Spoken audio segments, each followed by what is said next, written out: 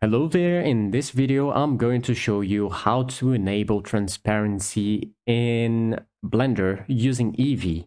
You might have something like this, so you have your alpha texture plugged to your alpha in the principled BSDF, but your material, your mesh is looking like this, so it's black where it should be transparent, and the color where you had looking fine here.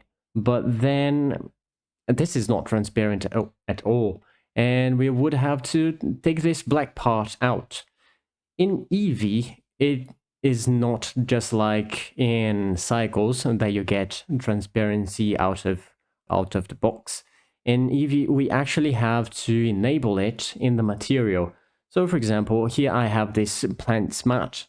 I'm going to the material section here, and then I'm going to roll it down all the way here, and we are going to have this settings part here.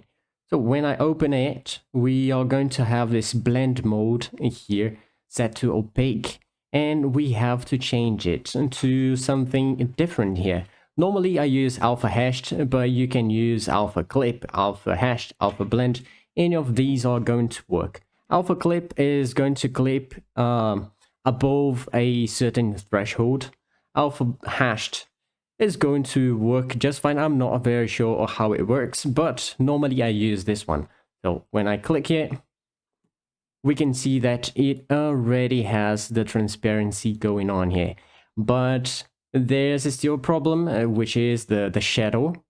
If you want some shadows to appear, you would have to change this here from a shadow mode opaque to something different like alpha clip or alpha hashed, and then I'm going to keep it as alpha hashed. And that's basically it. That's all you have to do to get transparency while you're using Eevee. So I'll see you in the next one. Bye.